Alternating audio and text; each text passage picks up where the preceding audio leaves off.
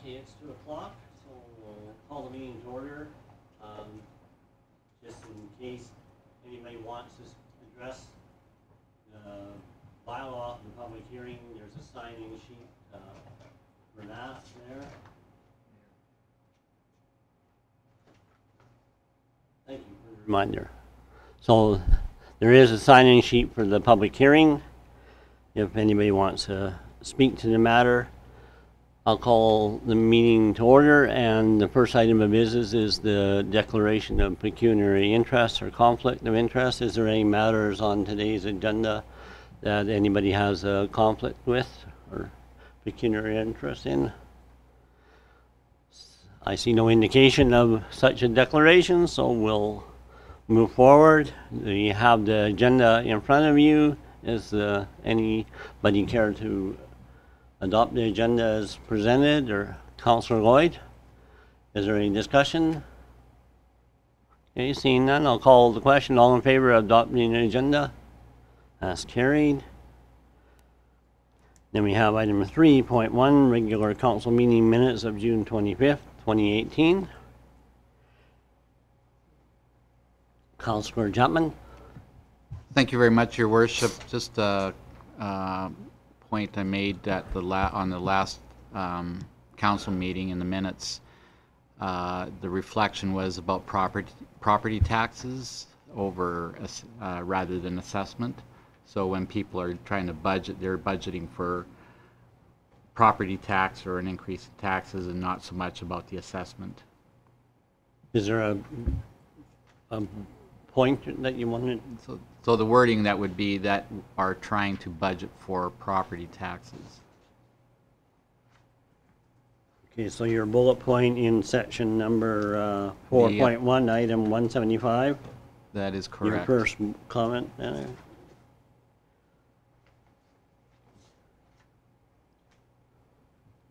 So can you just clarify with Lana? You have the amendment there? Okay.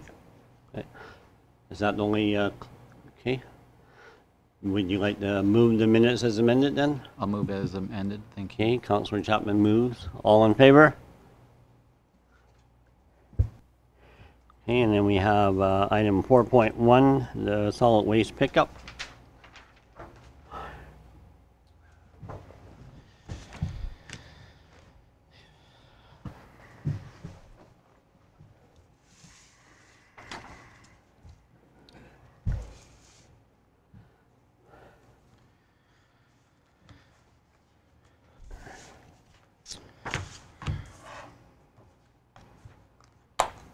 Floor is yours, Cam.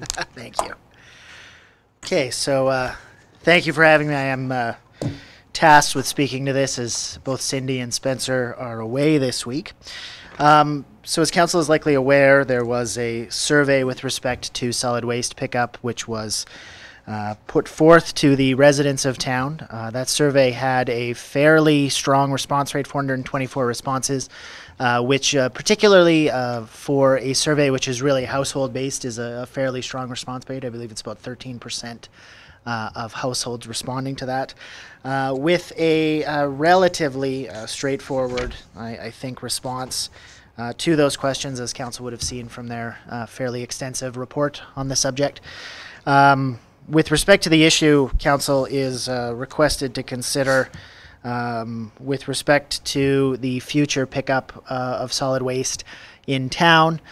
Fundamentally, there are three options for the way that can be dealt with going forward. The first is to change the existing policy to moving strictly to a front pickup from the current front/rear pickup, depending on the particular address. The other options that are available to council would include fundamentally what would be the status quo of allowing for certain pickups in alleys and certain in the front. However, that would also include enforcing the section of the bylaw which requires residents with rear pickup to remove the bins from the lanes, and there are a number of operational reasons why that simply streamlines the process and makes a number of town of Coaldale operational matters simpler. And the third option in terms of direction to administration in this case is to stick with the status quo, which would be to have the two forms of pickup, but to continue not enforcing that particular section of the bylaw through the peace officers. Okay, thank you, Cam. I'll leave the open for council with any questions or.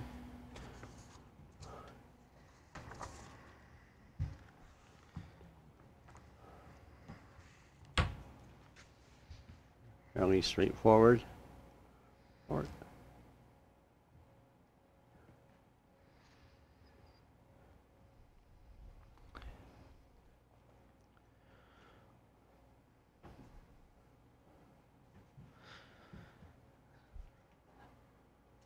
Yeah. I lend my support to option number 2 for me, but given the response in that, and it's option number 3, that would mean that we're going to continue not to enforce the bylaw. So I guess that doesn't seem tenable. If you're going to go with option number 3, then there'd have to be a recommendation to rework the bylaw, because there's no sense having a bylaw we're not going to enforce. So. Councillor Lloyd. Thank you, Your Worship. So that means that with the 7 o'clock, make sure that that's not out before 7 the night before and taken down that before 7 the night after, that would be enforced? Yeah, the bylaw reads that folks with the rear pickup are supposed to have their bins out of the laneway by 7 p.m. on the day, and they're not to put it out prior to 7 a.m. Yeah. Same as everywhere else? Yes. Now, I'd also add that with respect to enforcing the bylaw, I don't think that there's necessarily a requirement to begin issuing tickets immediately. If we could certainly engage in a public awareness campaign, give people a few months, give them some notice that this is what's going to be happening.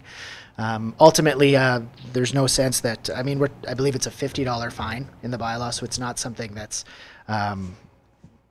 that's designed to be bringing in a lot of revenue by any means. It's rather a means of acknowledging the fact that when bins are left out in the alley, it creates other problems. It creates problems for drivers. It makes it more difficult for other drivers of regular vehicles, and it's simply a pretty significant inconvenience. So it's about mitigating that, right?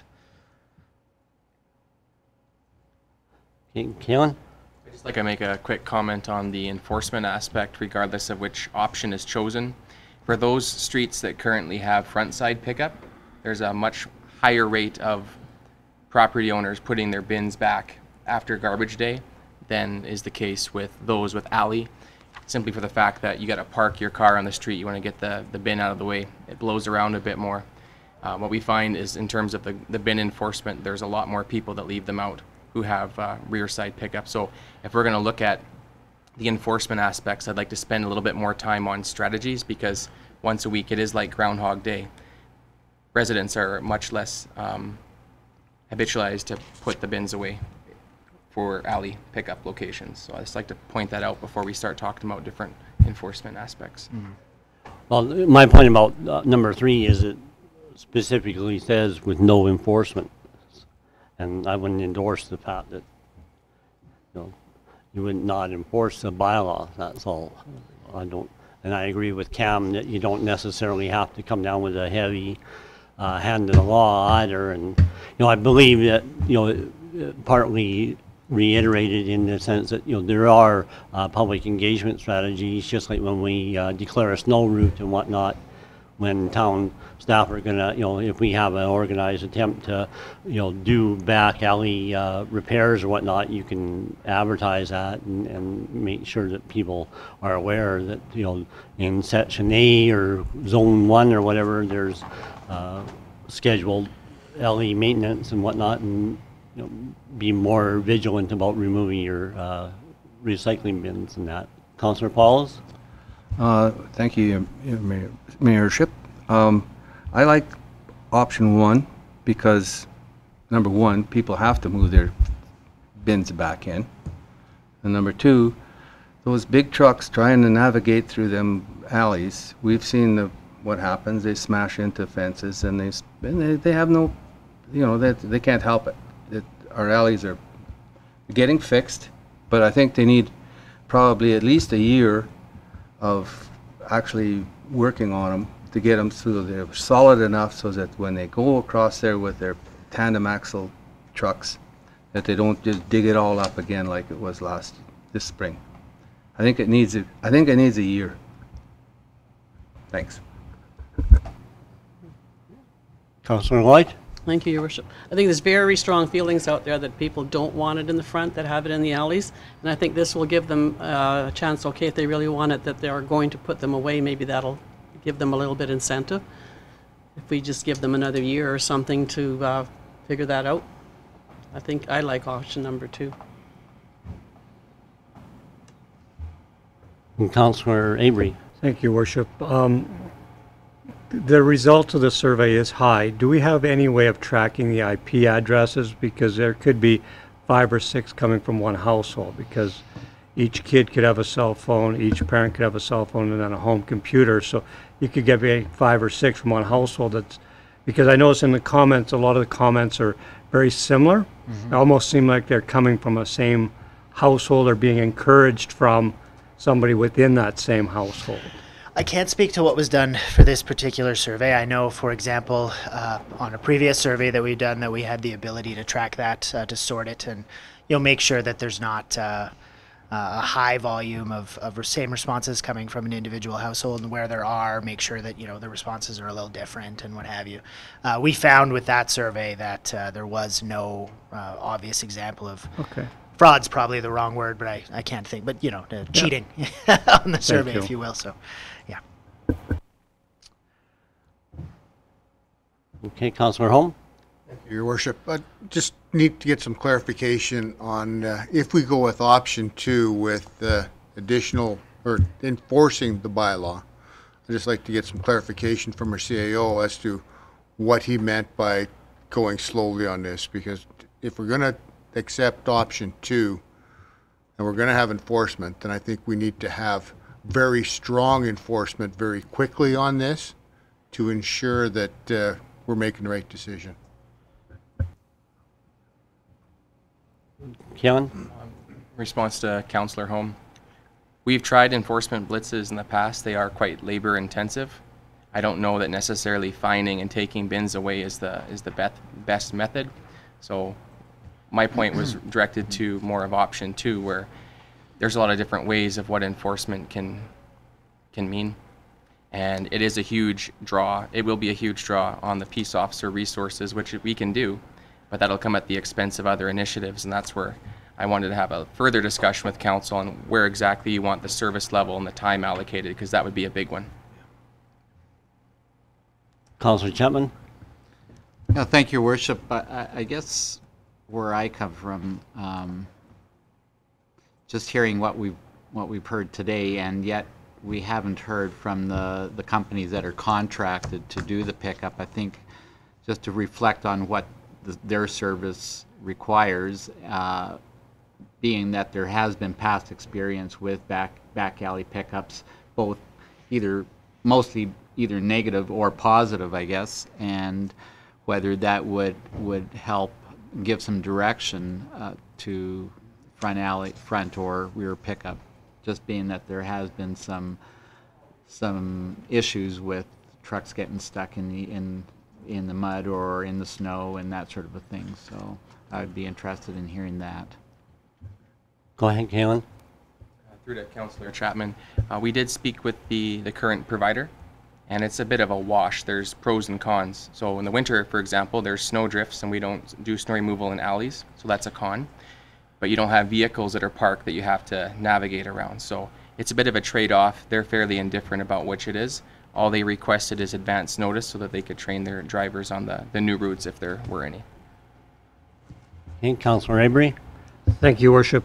If we went with option 2, is there any way to consider that all the bins get put on one side of the alley to save trips up and down the alley? Because right now we're doing 6 trips a week, where it could be 3 if we put all the bins on the north side of the alleys and the west side of the alleys, rather than them having to go back and forth because they'll pick up on one side and then have to turn around and go down the other side. So again, a little bit more inconvenience for the residents, but it will save the infrastructure if we tried option 2.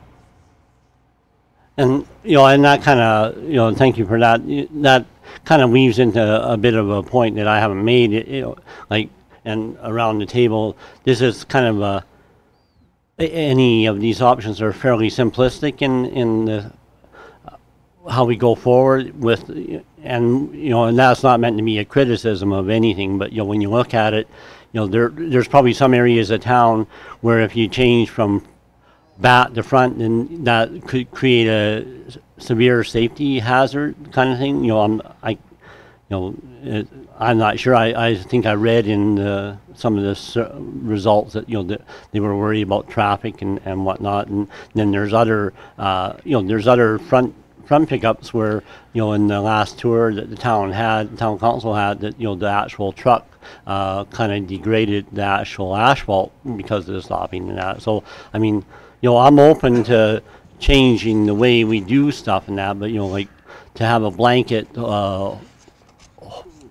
all in one kind of all of a sudden you're going totally front without recognizing that there are maybe some intricacies that could be involved in what we're doing. It seems that we could be having unintended consequences of what we're doing. It's well, the staff report was well done in the sense that it really listed out the pros and cons and the damage to the streets and the fact that it costs more to repair an asphalt street and less to do the gravel and different things like that. But the current recommendations before us seem to be a little bit too much of a simplistic answer, and Councillor Pauls makes a good point of trying to get our back alleys in a lot better state of repair too. So it does kind of illuminate a bunch of different issues. Councillor Pauls. Thank you. I agree with Roger. We have to make sure that the bins go back where they belong as soon as possible, because what the biggest problem is, where they're all there, the thing stops every time, bang, bang, bang, and if it's empty and you drive past, that's one less dip you're going to make, right? So we have to get the bins back into the yard. And when you read all the things there, all these people are saying, yeah, we're really happy we can just leave them in the back alley. And I mean, like, they got the, they figure that that's theirs. It's not theirs. It's the town's. So we got to get them out of there.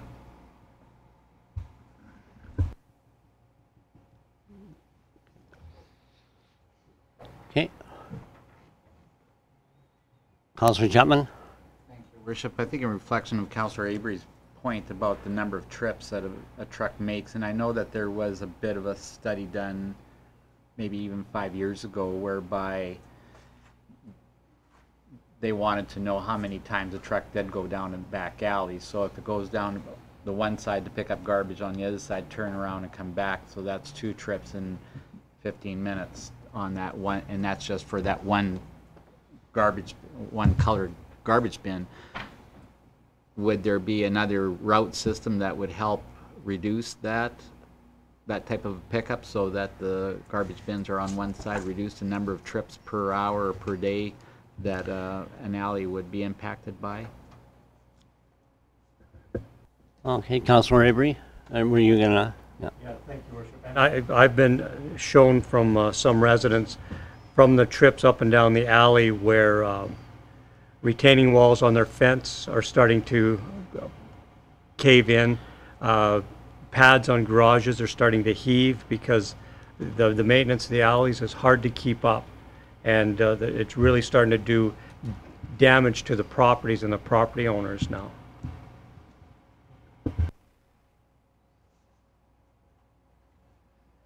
Go ahead. One potential option that's always at council's discretion is to table and request additional information. I don't have the answers to a lot of the questions that have been posed. The only way to get those answers is to table and for us to come back with more information. There's 3 options that have currently been prepared. If there are other scenarios, we're going to need additional time to look at those and come back with more information, because we don't have that at this time.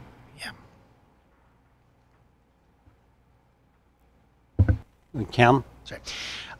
With respect to what Mr. Hastings has brought up, perfectly reasonable, I think, to expect. If there's a question of whether or not it's possible to have all bins stored on one side of the alley or something like that, that'd be a perfectly reasonable thing for administration to come back with as a presentation of information for council.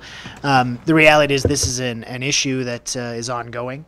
So there's also nothing preventing council from making a decision today with respect to one of these, but then also directing that information, they're not necessarily mutually exclusive. So it would be perfectly reasonable to say, for example, you're interested in pursuing option 2 as an interim basis to say, yes, we want to make sure that while we're considering these other issues that, in the meantime, we're actively pursuing getting folks to keep their bins not in the alley while we consider these other questions. We do have a 2-month break with council coming up here, and then some fairly packed agendas coming up in September as well. So it's something that could be considered certainly, I think, down the line without preventing us from making a decision today. Thank you, Cam. Yeah. Okay, Councillor Jumpman? Just, thank you, Worship. Just one other quick observation, and that is compared to the old days of garbage pickup, that these trucks are a lot heavier and bigger and longer than the old ones, so that impacts how our back alleys are affected, which means anyway that maybe this is something that our operations department may need to spend more time on, is just on more regular maintenance and observation and monitoring back alleys so that they are well maintained and people take a notice that this is something that improves or impacts what happens on their alley.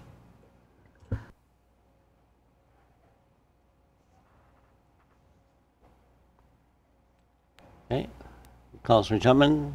That I'd move that we table this motion till September. Okay, so we have a motion to table, so I'll call the question. All in favor? Okay, and opposed? Okay, all right. There was Councillor Chapman and I in favor and the rest opposed. Councillor Lloyd? Well, I agree with Cam that if we get going and getting the people started on thinking about moving their bins in the back into their yard, and then we can still work on the changing the sides or whatever else we need to administration to do. But we can still add that, is what Cam was saying, right? Yeah. That's my thought. Okay. Councillor Simpson?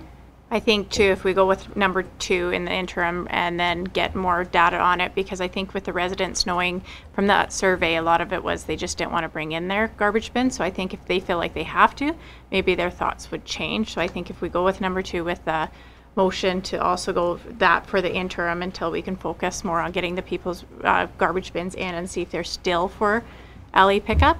I don't think alley pickup is exactly the best way, just because you have the weather situation changes every day, right? Then they're on it, so it can change from that. So, but if we get them different feeling on it, it might help.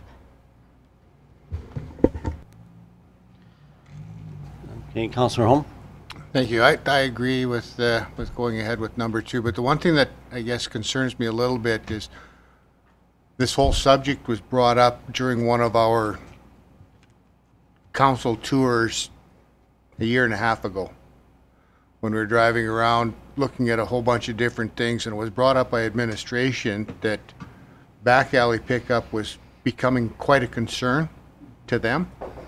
And I'm really wondering if we're going to go ahead with number 2, that in an interim basis by September, I'd like to see administration give us a report with their strong recommendation as far as what direction we should be going with this.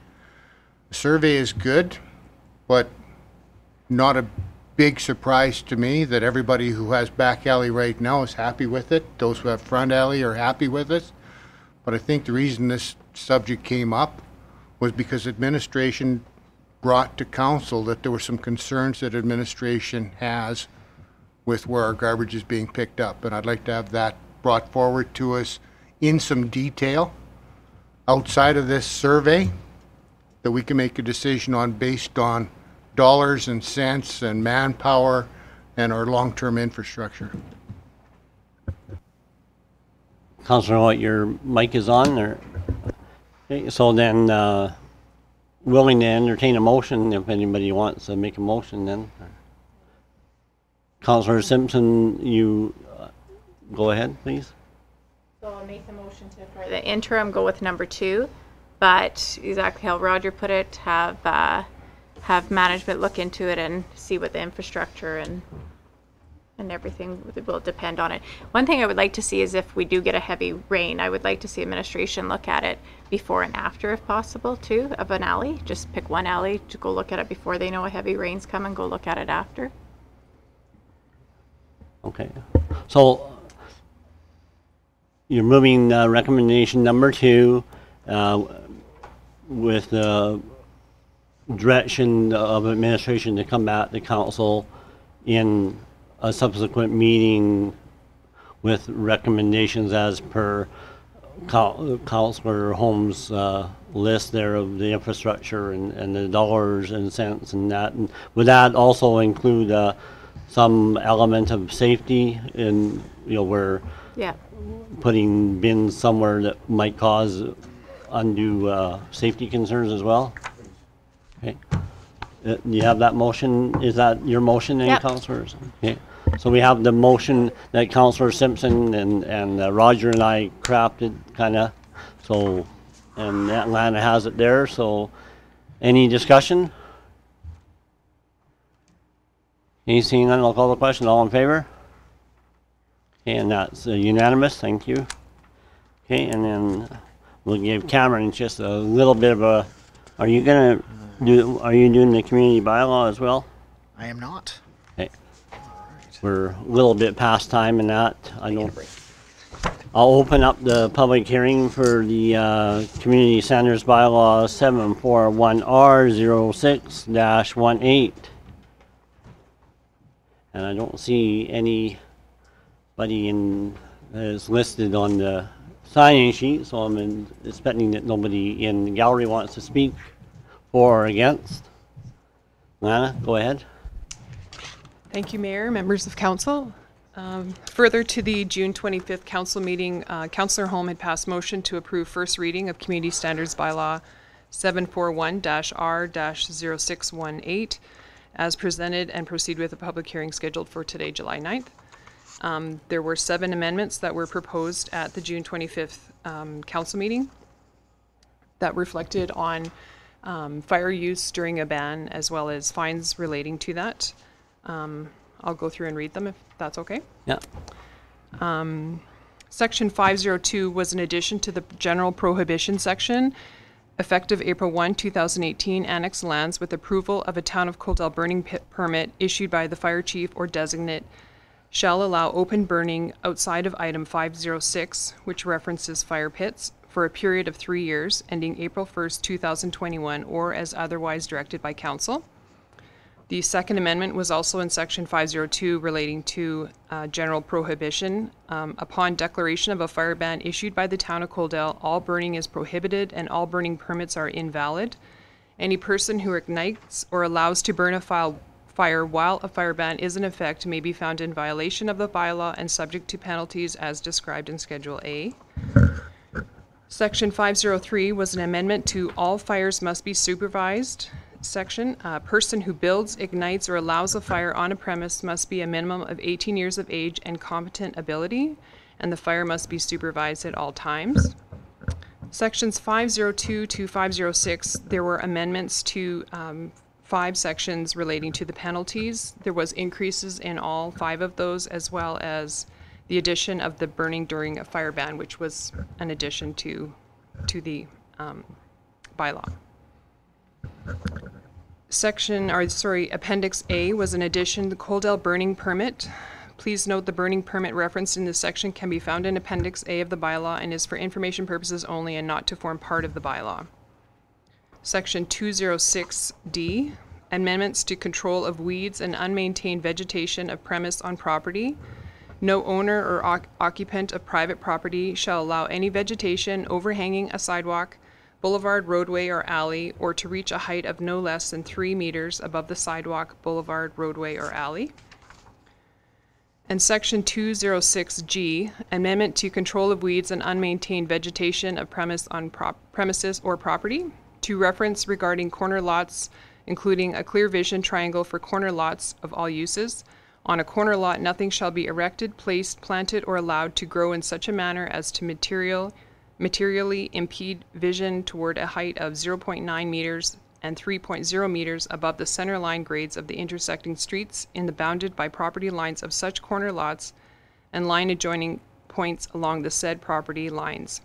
7.6 meters from the point of intersection. The restriction may apply in the commercial district at the discretion of the designated officer or development authority, and there is a picture attached. So those are the 7 amendments that were relating to the public hearing for today. If there's any. And this was properly advertised, and as I note, and That is correct. are there any questions through to Lana? Okay.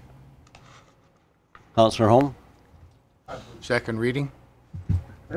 Okay, that's, I'll just have to close the public hearing first. But, Okay. But is there any questions at all? Councillor Chapman, do you have a question?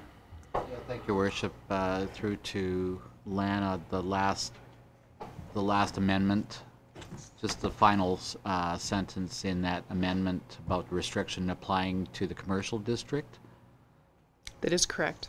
That references our industrial section. Okay, thank you. Okay, and there's no other questions through to Lana then? All right, so and then there's nobody in the gallery that wants to speak to the public hearing, so I'll call the public hearing closed, and now I'll entertain Councillor Holmes' motion to support second reading of the bylaw. I'll call the question. All in favor?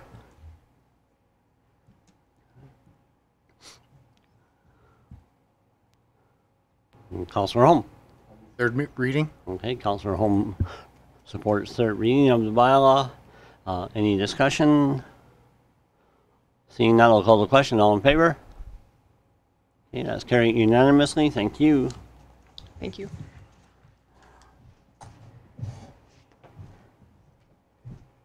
Okay, Cam, did you enjoy your brief rest?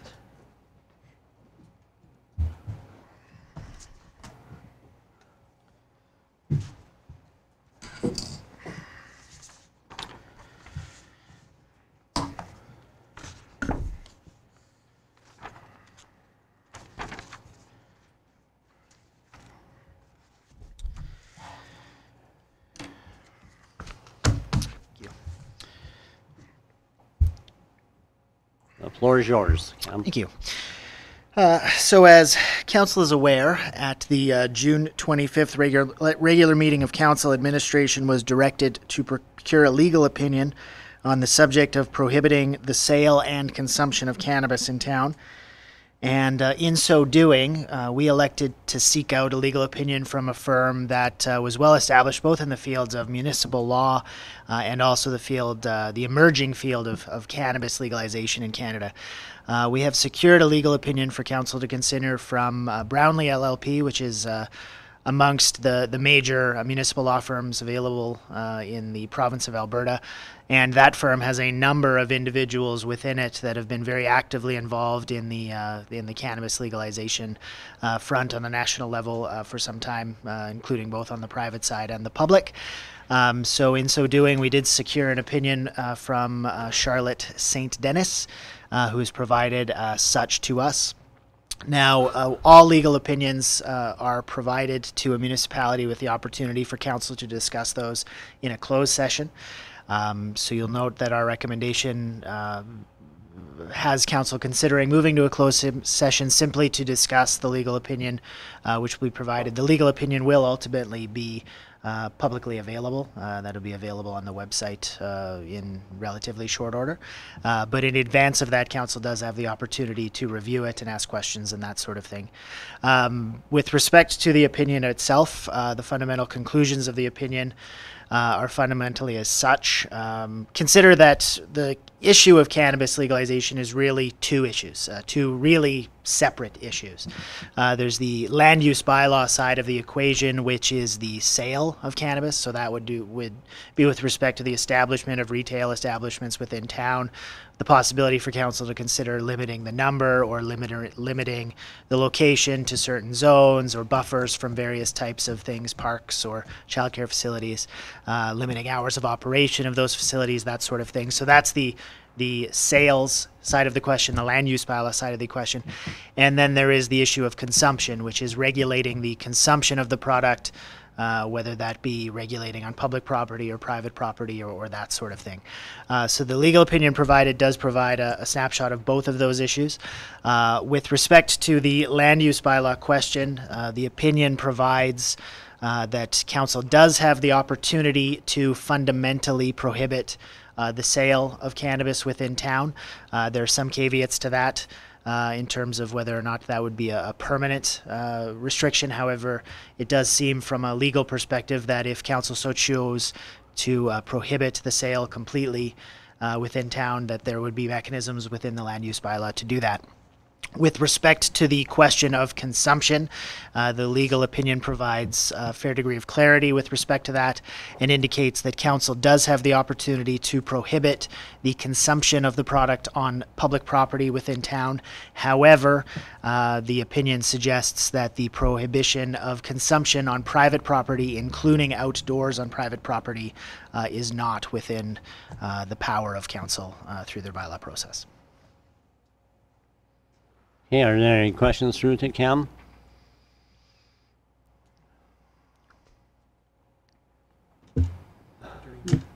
Doreen? I guess our option is to continue this discussion in camera. I would make a motion that we do that.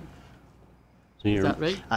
If I may, you would have the option of moving immediately in camera or Well, moving during the to in-camera session later. in-camera session later. Yeah.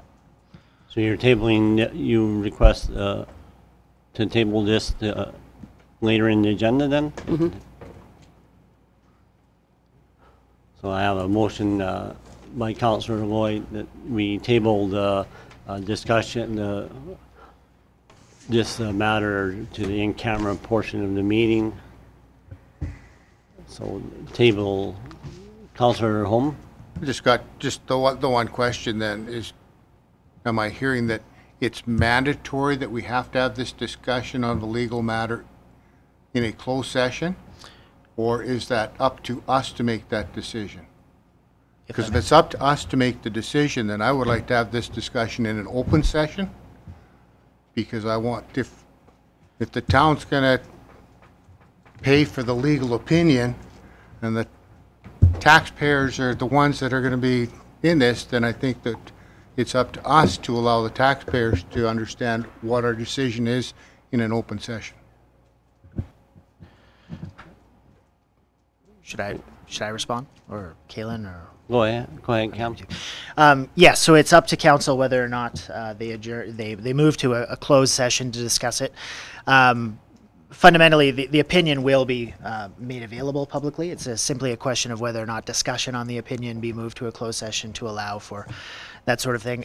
Typically, all discussions of legal opinions, in my experience, are something that's done in camera. Legal opinions, personnel matters, that sort of thing. But there is no strict requirement that you do so, no. And just for clarification, this legal opinion has not been previously circulated to any member of council up until, in fact, it still has not been circulated. So, in fairness, it would be a little bit fair for members of council to at least have a chance to read it and get the context of it. I think, if I'm not mistaken, you've just given highlight, the very brief, condensed opinion already. So Correct. that part, the nuts and bolts are already made public in that, but no member of council has had an opportunity to review the actual opinion, and so it's up to your preferences. It's I have no issue in discussing it publicly, not myself, because I'm not supportive of all of the cannabis legislation, so I think I've made that clear already, so it's.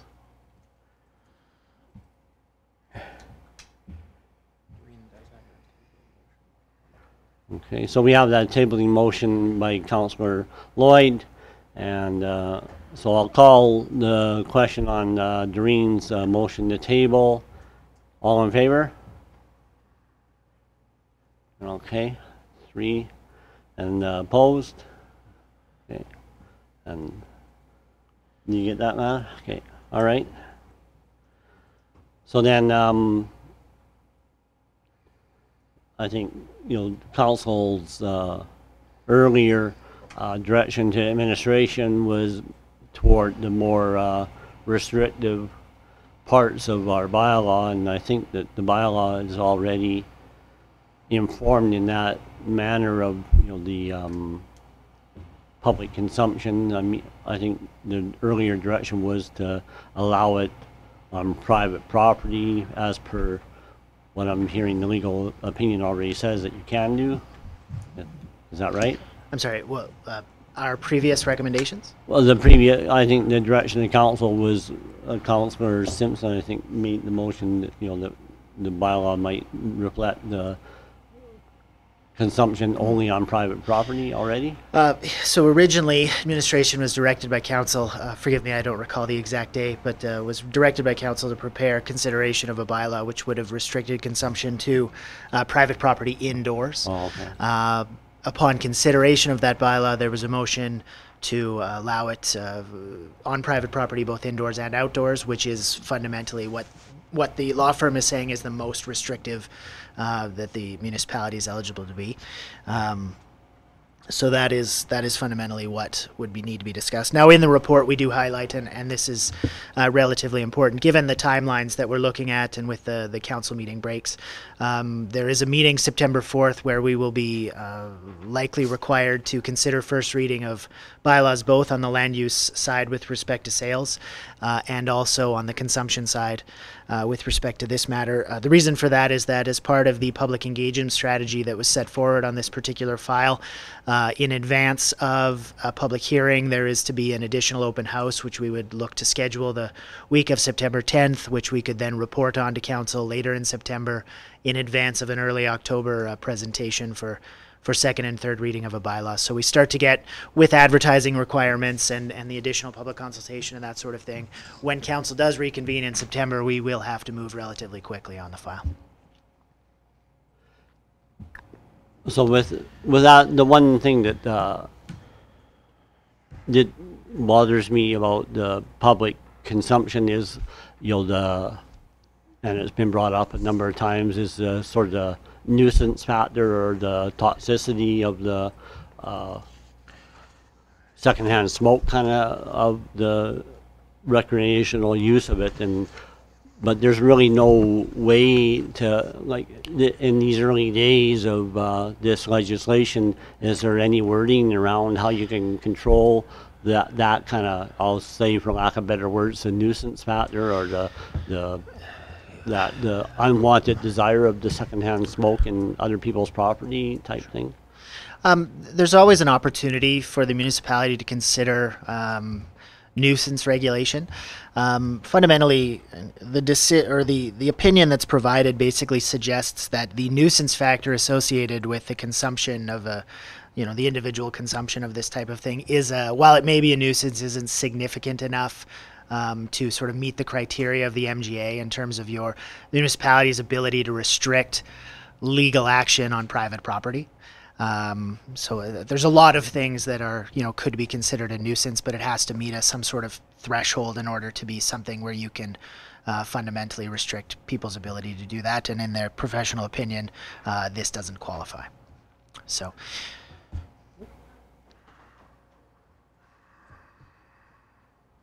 I'll turn it over to open mic time because I've been dominating discussions thus far. So, anybody else care to weigh in or?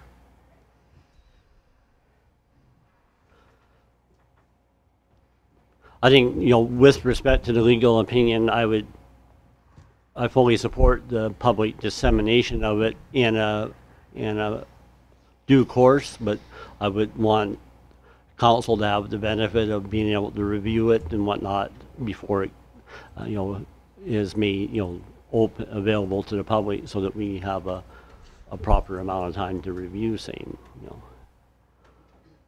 So, and I think we can put that up on the website in due course after, each member of council's had enough time to review it.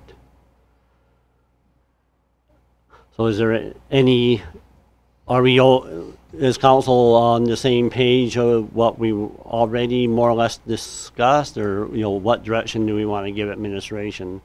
From earlier discussion, it appears that the direction on the consumption side is already amended to reflect the recreational use on private property, indoors and outdoors. Is there any, Councillor Pauls?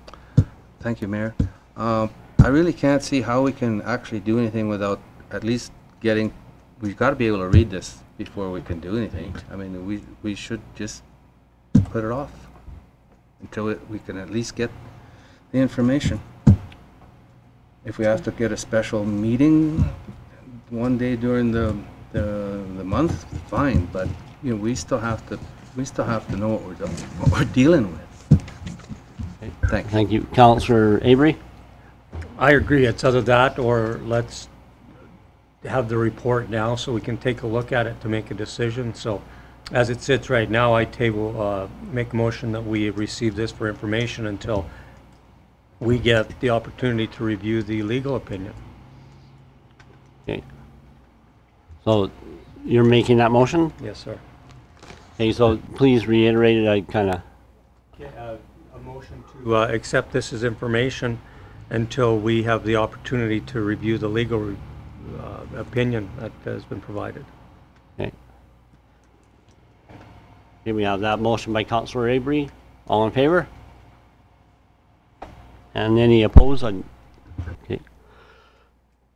Then do we want to, upon that, do we want to schedule a special meeting to give direction so that we can meet the timelines, or do you want to? Part of the issue is that we're under a fairly tight window for Councillor Chapman. Yeah, thank you, Worship. Just following your line of thought there, just through to Cameron, then the legal opinion report would be available to us right away. Yes. So with that, like a week or two to study that and digest it so we can reflect on it, because obviously it reflects on the two things. One is consumption and one is the bylaw, which I also have concerns about in the proposal. Okay. So we can call a special council meeting at fairly quickly if we want, so we don't have to necessarily decide that right now. So we'll, I think we'll leave that topic for the time being then, with Councillor Avery's motion, and now we're on 7.1. Yeah, we'll. Yeah, were you going to hand out to us then? Yeah. Okay. You want them we won't have time to read them right now, so you can hand them out when we're done the public part. 7.1, Michelle.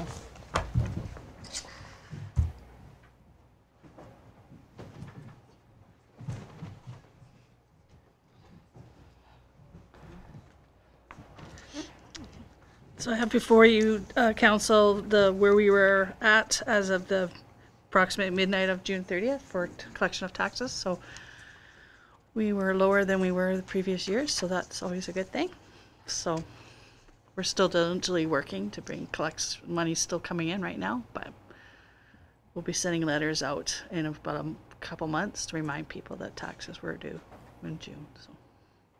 So are you aware of any issues of people missing the timeline, or any matters of confusion relative to late payment or anything? That Not that I'm aware of or heard, no. Because we typically get a letter in October or something, saying that some poor soul put it here and whatever, but everything went smooth that way as far as you're aware?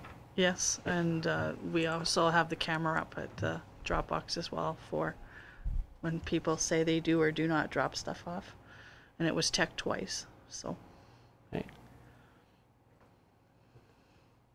Any questions through to Michelle then?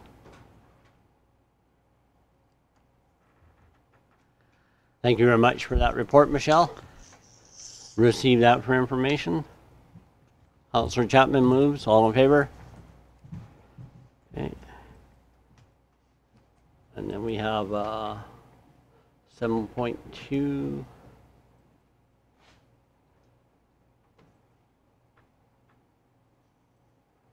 Lana, do you have anything to add to your report then, or? Okay, Councillor Simpson, I think I saw your hand, or not? Or were you just showing a fly? Okay, good. Okay. Yeah. Yeah. Have we done this ad before? It's not one we've done. Then I'd probably favor receiving it for information then. Over the years we have, what we found that it was based out of the east, not the west, so really we didn't get a lot of publicity in the west. Okay. Well, based on your comment, and that reaffirms my desire to maybe just receive it for information. Councillor Holm. Move for information. Okay, all in favor? Okay, that's carried.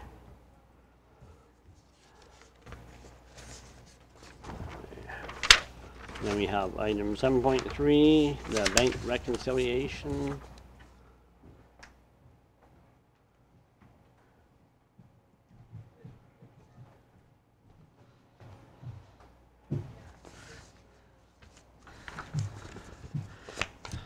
So we are a little behind with our bank recs, but we are getting caught up.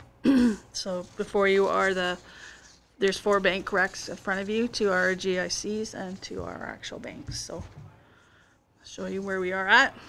Obviously at this time of year the numbers are a little higher for June, but this is where we are for January.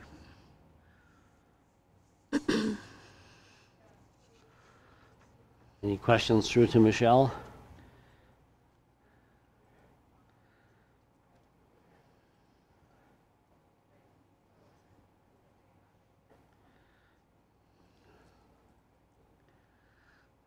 I entertain a motion to approve the bank rec as presented. Councillor Chapman, you're moving the bank rec as presented. All in favor?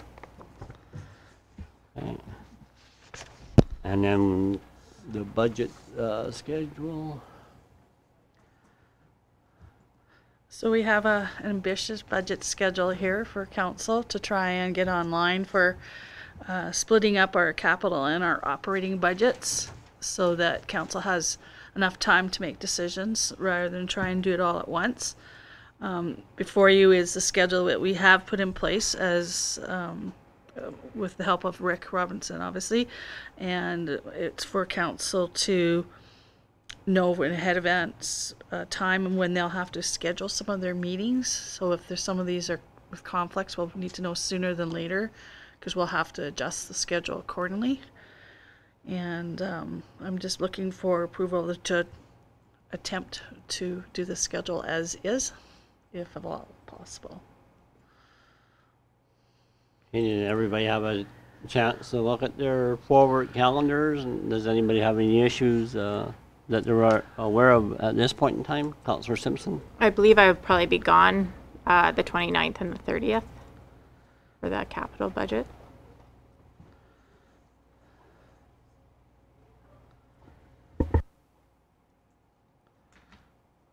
Is the rest okay with the rest of you then?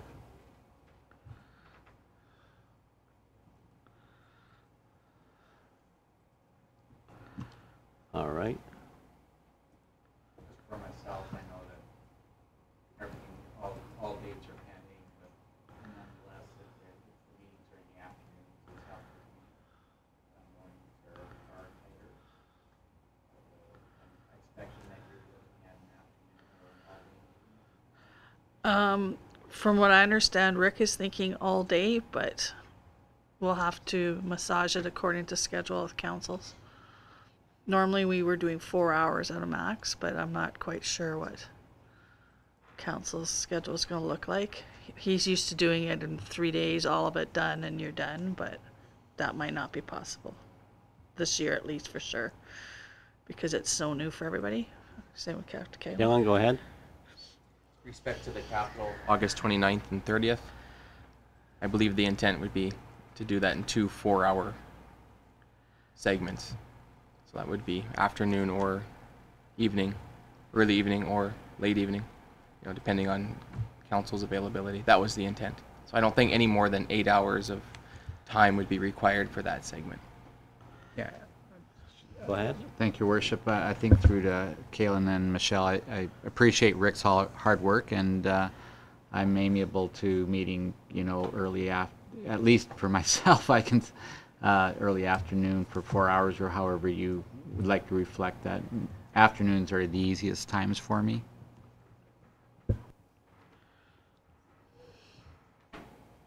Okay. Thanks for voicing that.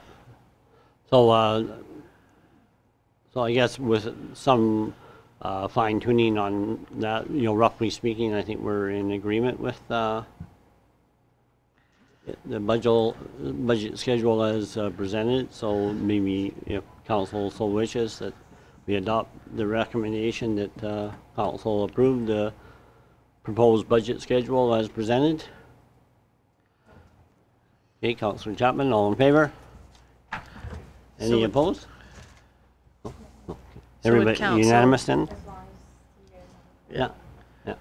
So would council like us to send these out as invites, just so you have them in your calendar, so that you don't get booked up? Yeah. Okay, we will do that. Then, like you were just having an issue with the. So the 28th is good. Yep. So, I mean, with respect to, if whatever we can get done on the 28th would be, helpful for Councillor Simpson, then that'd be good.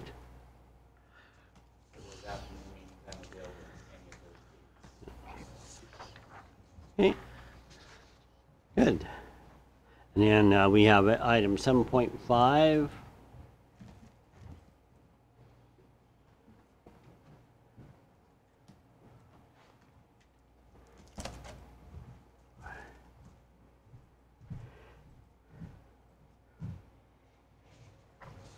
Thank you, Mayor. We received a complaint from a resident regarding their neighbor that has in excess of 20 cats. The resident is concerned about the health of his children because it's coming into the cats are coming into his yard and making a mess. So I wanted to present to council before we present to bylaw enforcement and also public safety to see what the vibe is for council on going forward with a non-canine regulation moving forward. So was it verified that that was the number of cats, or is that was just alleged, or? That would be alleged based on the resident complaint, yes. Okay, Councillor Chapman? Yeah, thank your worship. I know that this conversation is very, very personal to many a homeowner who has these a pet of either a cat or even a dog. And I noticed that the city of Lethbridge does not have a specific cat bylaw as per se.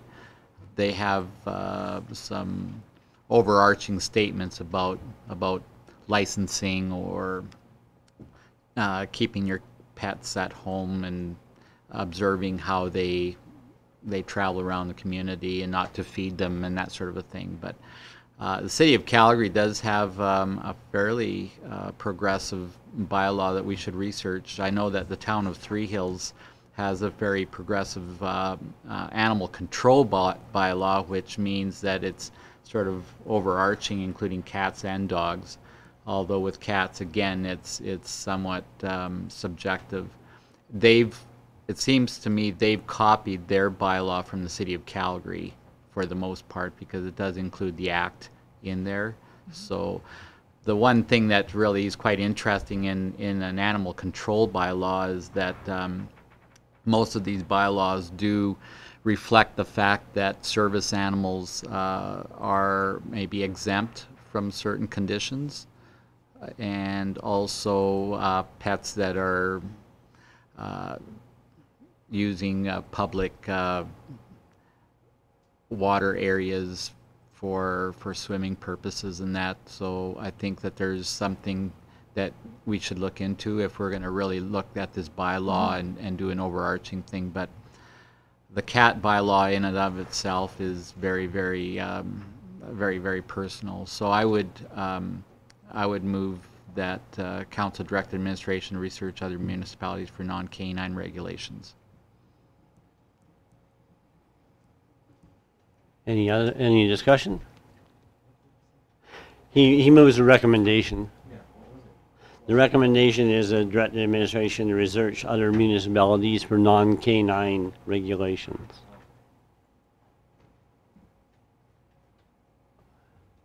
Hey, any other discussion? Councillor Pauls? The SPCA involved and just have them take care of it? I mean, there's got to, if he's got 20 cats in his place, there's got to be some that are sick and dead. So get the SPCA in there. Kalen? Through to Councillor Pauls, that is certainly an option for this incident in isolation, but this question, and this is not the only query that we've received about cats or animals other than dogs. So there's this incident which looks like it, if the facts point out, then the SPCA. Yeah, that would be a likely match for this, but then it raises the bigger overarching question: do we want to start looking at cats in general? Because there are cats at large quite a lot. There's cats that jaywalk. There's cats that trespass. So, you know, we can see what copycat world might save us a lot of time and energy just to see what kind of good examples there might be in other places. So we can look into this incident further, to your point, though. Well, I really want to crack down on the jaywalkers, that's for sure. Councillor Simpson and Councillor Avery. Thank you, Mayor. In this past 2 weeks, actually, I've been approached by several people suggesting that we need to look into having a cat bylaw, so I'm definitely in favor of that motion. Hey, Councillor Avery. Thank you, Worship. My only concern is if we put another bylaw into place that's not going to be enforced, is we're just doing it to go through the motions. You know, we keep adding on to our bylaws and they're not being enforced as we sit today. So who's going to enforce this bylaw if we enact it? Go ahead, Kellen. Yeah, through to Councillor Avery, that's point taken. We are working with a different agency on a potential adoption type center for all pets. So we are trying to collaborate with different sectors for this specific element, where, you know, we sometimes will collect dogs as part of our animal control program, but if a dog sits in a pen for more than 3 days, and like what happens to the dog, you know, so we're looking at not only a place to store dogs at large that are captured, but if they're not claimed, an adoption venue for them, which could include more than just dogs. It would be cats, so it would fit into a bit larger partnership, and we will have more information on that come September in the fall. So that's one of the rocks that's being turned over over the summer. Okay, well, I think the motion's there for investigate other non-canine legislation and that. So that's by Councillor Chapman and with the notation of Councillor Avery. I guess if we do get presented with a bylaw, that we make sure that it is not so onerous that it can't be enforced in that. But anyway, first things first, we'll do the investigation if this motion passes. So I'll call the question. All in favor of Councillor Chapman's motion to in reference to recommendation number 1? All in favor? Okay, and opposed? So Councillor Avery's opposed, and Councillor Pauls, you're... Still haven't figured out what he said. Well, it's the recommendation. So it's basically getting administration to research cap. He was talking number 1. Yeah, That works. yeah, That works. yeah. Just Okay. say Number one, okay. Okay. Okay. So you're in favor then with that clarification, okay. So we have 6 in favor and 1 opposed. Okay, thank you very much. Thank you. And then you're there for the street naming thing Yes, too, I that's think? correct.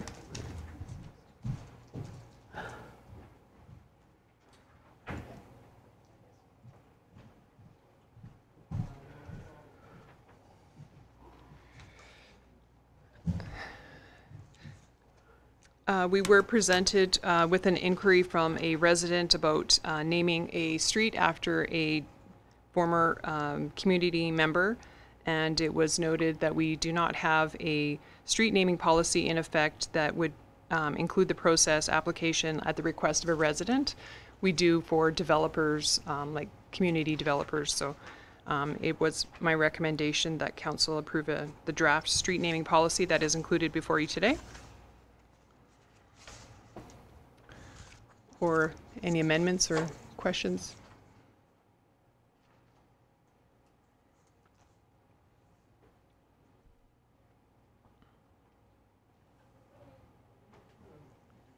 Any questions through to Alana? Councillor Chapman? Your Worship, I think the street naming policy that we do have is for purpose developments that are upcoming. Correct, So yes. there is nothing that is retroactive to previous times. That is correct. Okay. In your determination, then, if we do go ahead with the street naming policy process,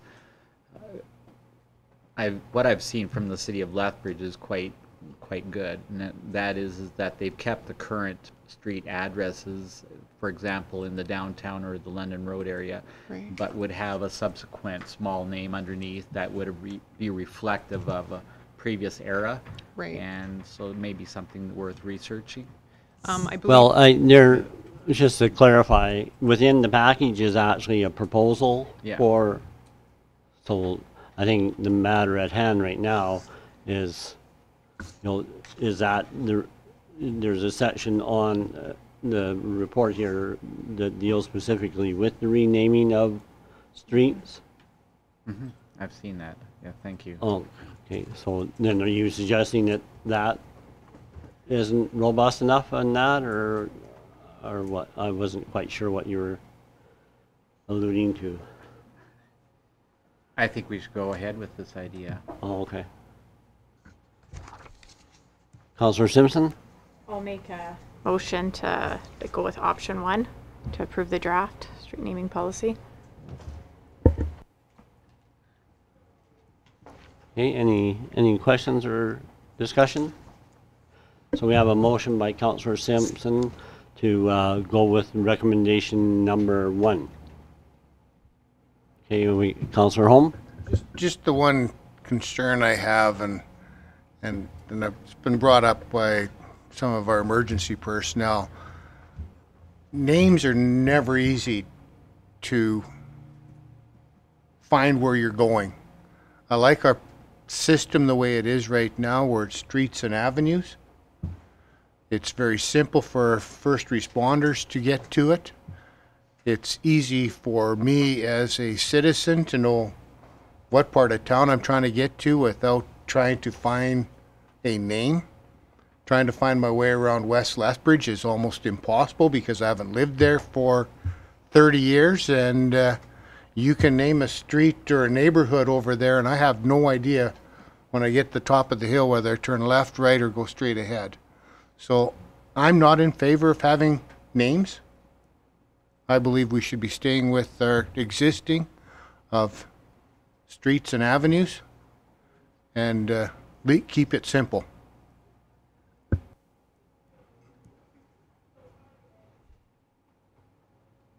Okay, so we have any other discussion? Okay, so we have Councillor Simpson's motion to accept recommendation number 1. Okay, yeah. Last time for discussion. Seeing none, I'll call the question. All in favor? Okay, and opposed? Okay, so 1. Thank you. All right, 7.7.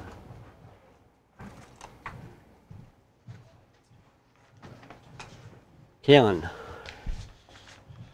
The purpose of this report is to provide council a summary of the public engagement feedback that was collected as a result of the May 2018 open house and the May-June 2018 strategic plan community survey.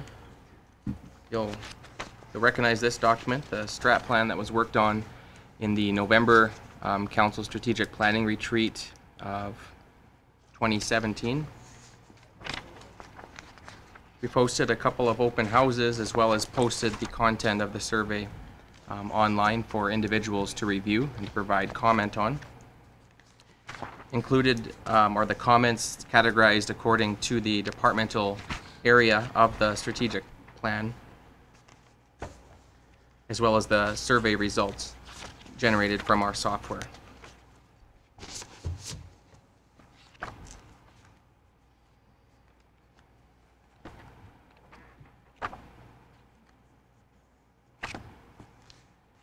So before you, there are three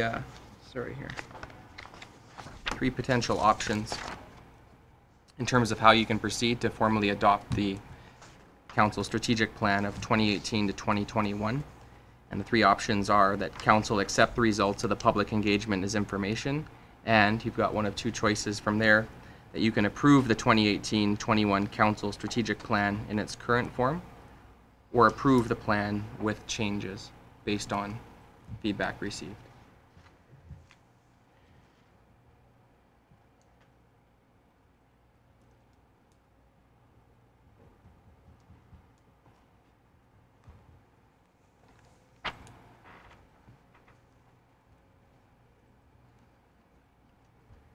I didn't really notice any really appreciable feedback. I guess the only one thing that might be good for subsequent ones is, maybe the future vision more defined from the plan. But Councillor Pauls?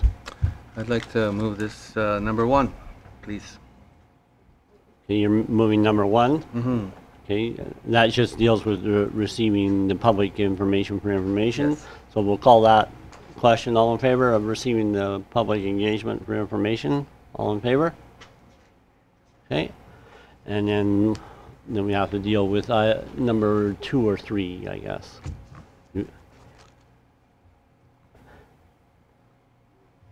Because number 1 dealt with receiving the public engagement for information, which is good, and then we want to decide if we want to amend our strat plan or just leave it the way it is. So I support number 2 myself.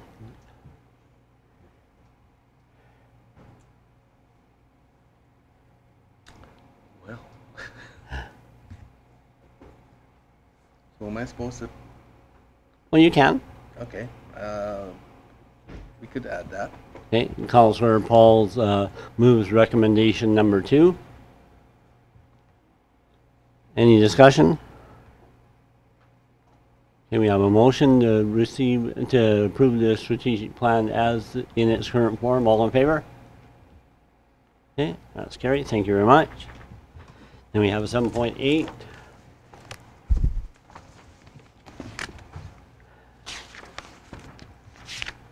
This is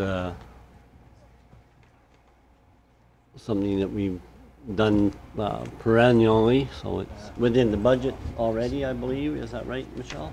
I put a dollar figure for. You can figure it out. Yeah. No, I was hoping you could. Okay. What is council's Thank you. desire with regard to this?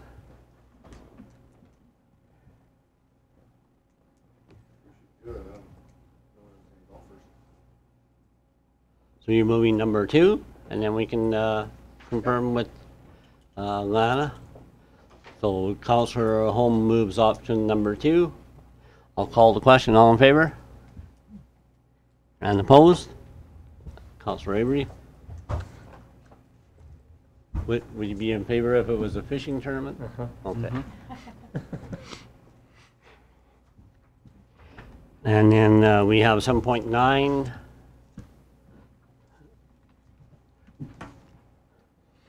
Welcome, Andrea. Thank you.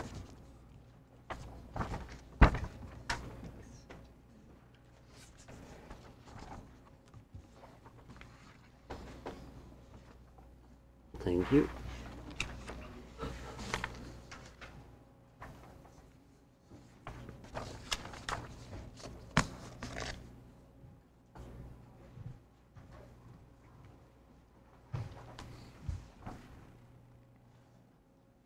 Well, thank you, Your Worship. I just handed out an updated version of this. I'll just provide you a brief update. So I was actually just informed before this council meeting that there's actually only 5 lots available in our Northeast Industrial Park Phase 3. So by completing our Phase 4, we're actually opening up access to another 40 acres of industrial land, which will be good. And we'll also be creating an access to a ring road around the northeast portion of the industrial park, which will be great. So by doing that, part of this project is to upgrade Range Road 201A, which will provide the connectivity between Highway 845 and Highway 3 there. So once this 4th phase is constructed, then we can go into the design for 8th Street, and then in 2019 we can do the construction of 8th Street. So in the overview portion, the Northeast Industrial Phase 4 construction tender closed on this past Thursday, July 5th at 2 p.m. Associate Engineering has confirmed all the pricing, so the list provided below here is double checking that all the numbers are correct. These all exclude GST. So the official bid result is that Tanex won the bid at a price of $2,987,433.08. So my recommendation is that Council approve the Northeast Industrial Phase 4 construction project to Tanex with a total construction price of the $2,987,433.08. Any questions through to Andrea? Councillor Lloyd? Thank you, Your Worship. Is this based solely on the price? You don't take any other things into consideration?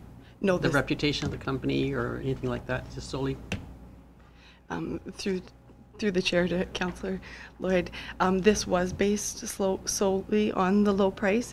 The great thing though is that Tanex they work with Dennis Dirtworks, and we've been extremely impressed with everything they've done for us in town, and they're the contractors that have been working on the Northwest Wetland and done a phenomenal job to date. So I don't have any concerns with this award.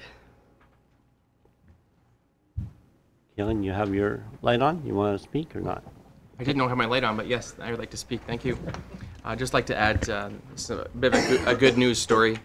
A good news story in the sense that we weren't planning on doing the next phase of our industrial park until next year, perhaps the year after. But given the rate that lots have been selling, this is a good news story because we're out of inventory and we need to create more. And how the business model works for the Northeast Industrial Park is that we use the proceeds from previous sales to pay cash for the next phase.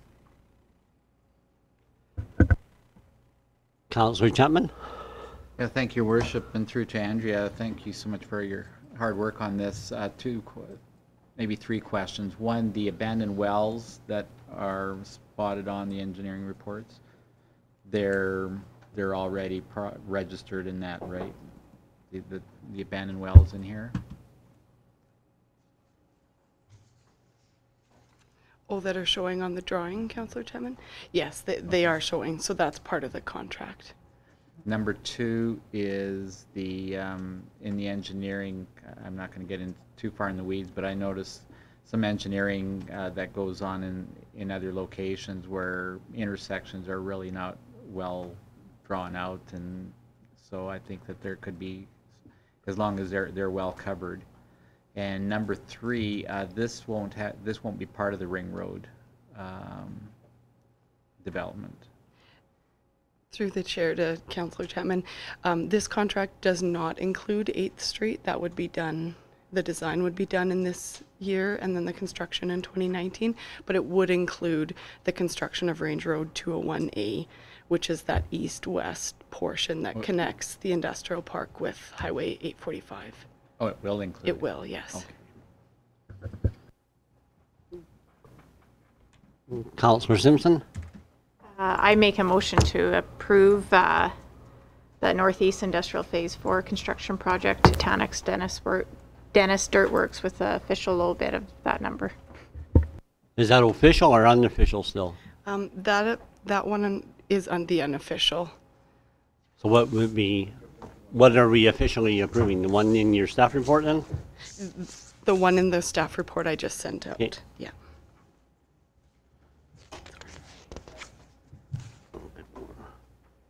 So it's just marginally, nominally higher. Okay, so at 2,987,433.08. Okay, that's your motion. Okay, all in favor? Okay. Good, thanks, Andrea. Thank you. Okay, and then we have section 8, the development reports. Cam, Cindy must owe you a fair bit after. I should say, yeah.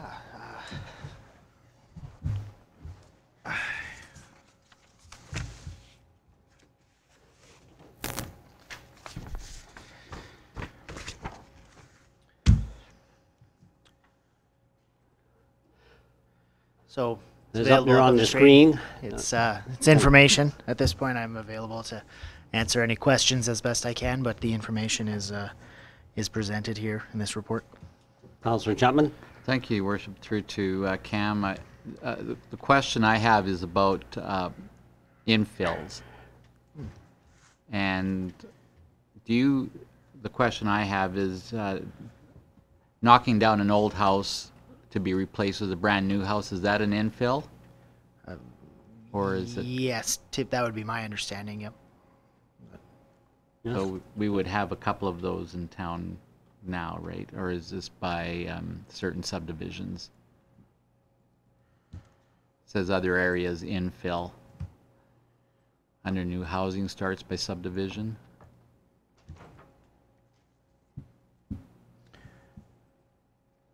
Yeah, down in that right there. Oh, other areas infill. I see what you're saying. So this would be 6, 7, 8. And what was your question with respect to that? Whether or not why those don't appear on the report as new infills? Housing on where they've knocked down an old house, would that be an infill? Yeah, I would have to check with Cindy to see whether or not, because of the way the report is broken up, it's possible that that's simply showing in another area of the report, or it'd be listed as another month. So I have to confirm that information. Thank you. Yeah. Okay. Does anybody want to move that report for information? Councillor Simpson, all in favor? And then the development stats, that's just a comparison. Anybody care to move that for information? Councillor Chapman, all in favor? And solid waste 6 month stats, 8.3.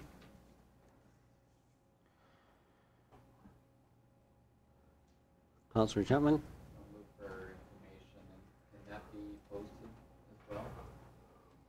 Absolutely. It is on the website? Okay.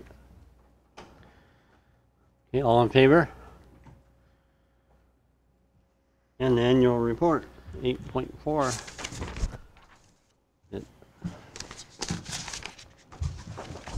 Diana and her work colleagues put together an amazing report. So.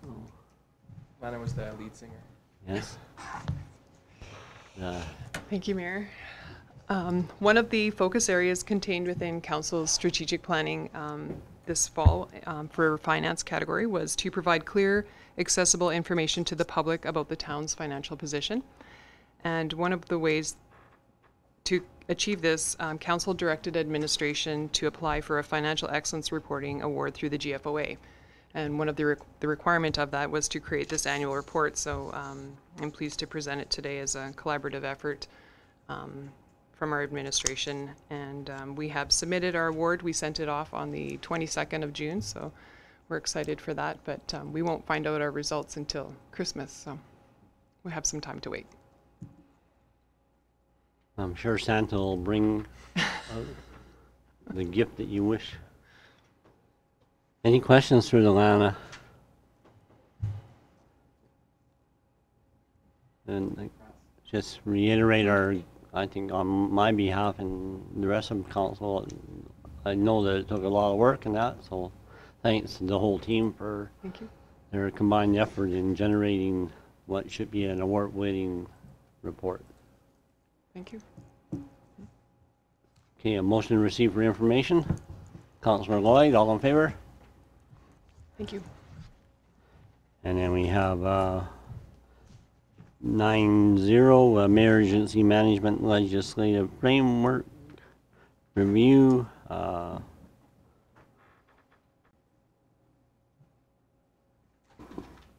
think that's just primarily, does Councillor Holm or Avery want to add any more to what's there?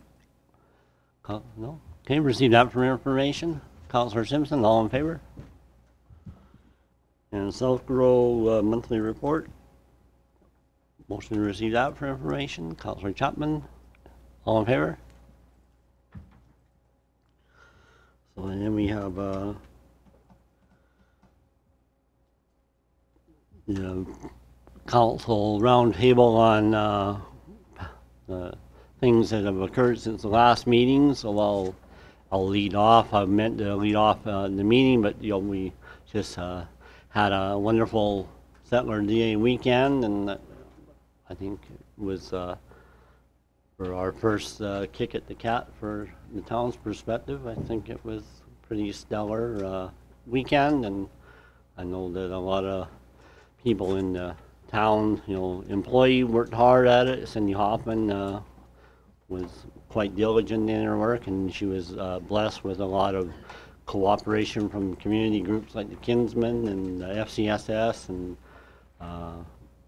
the library, and that all came together to make a pretty meaningful weekend. So I was pleased to participate in that, and I'll go around the table, and anybody else been anywhere else or any other meetings or things, public engagements that they want to bring to council's attention? Councillor Holm? Councillor Chapman? Yeah, thank you, Worship. Through the council, we had the grand opening for the new natural playground on Saturday, and I'd like to thank Mayor Kim Craig for bringing greetings and for speaking on that at that grand opening. We also had members from council, including Doreen Lloyd and Jason Avery and Brianne Simpson there, and we also had Member of Parliament Rachel Harder in attendance for the grand opening. And I think a real highlight for myself and as well as for members of council was to have the board chair for Palliser Regional School Division and two trustees, Debbie Laturnus and Don Boris, in attendance as well. And Robert Strauss, the chair, did give greetings and was grateful to be at that grand opening at our playground at the hub on Saturday. So it was a well-attended event. Good, thank you. Councillor Simpson, nothing to add. Councillor Lloyd? Are you talking about past? Well, between the last council meeting and this council meeting? No. Okay. Something coming up next weekend. Yeah. Hard to give a report.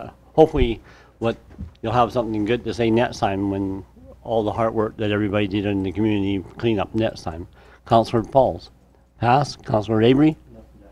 Okay. All right. And then we have information items.